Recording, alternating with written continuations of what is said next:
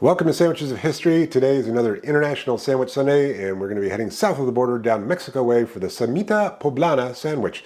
I'm going to be using chicken, but it's also made with beef and it's made with pork.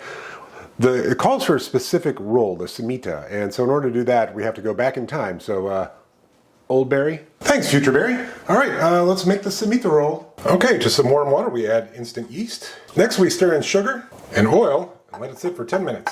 Now we add in an egg, lightly beaten, and some salt, and then slowly add in bread flour, which I'm going to have to do off camera because doing it one-handed sounds risky. Okay, now we have to knead it for 5 minutes. Okay, now we need to divide it into 6 equal parts.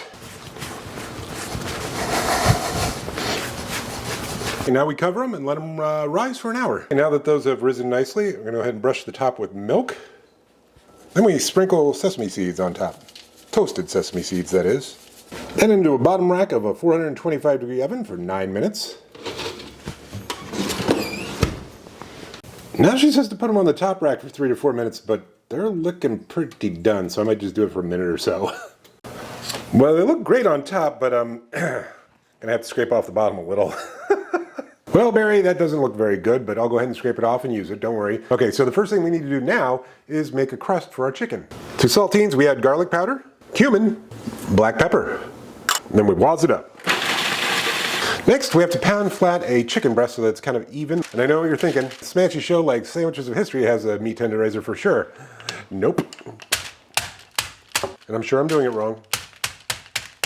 Don't care. Next, we have to lightly beat an egg. And I'm going to use a trick that I saw Dan Souza from America's Test Kitchen do the other day to open eggs. Whenever I open eggs, I always seem to get egg everywhere or the shell doesn't break. And he says to do this. And I'm going to try it. He says that one of the shells is always harder than the other and doesn't open. Sure enough, nothing. Open. Woo! Now we season with a little salt, a little pepper. Other side. Now we dip our chicken breast that's been pounded flat into egg, and then into our cracker. Then we fry it for about 4 minutes on each side or until the chicken is done, 165 temperature-wise. Okay, to make our sandwich, we put the cooked chicken down. Then we add shredded Oaxacan cheese. It's kind of like a string cheese. The recipe I'm following says to put on papalao. I don't have that, so it says I can use cilantro instead. Then some minced up chipotle in adobo, avocado, and last but not least, white onion. And as Sandwich Dad says, let's put on the hat. Okay, let's give this Cemita Poblana a go.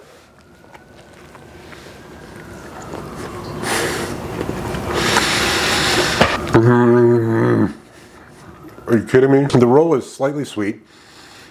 Chicken, if I do say so myself, is cooked perfectly, so it's nice and juicy. It's got that crunchy exterior with the cumin. You got the avocado, the chipotle bringing a nice heat. Okay, so that is a 10. I am not compelled to plus that up in any way. If you want to plus it up to thine own self knockout. If you want to make the Cemita roll, you can head on over to Piña en la Cocina and check out the recipe that was posted there by Sonia Mendez Garcia. And if you want to make the sandwich, the Cemita Poblana, you can head over to Hispanic Kitchen where Sonia Mendez Garcia also posted the recipe for the sandwich. Yeah, it's tasty. I am definitely going to finish that, and I'll see you tomorrow.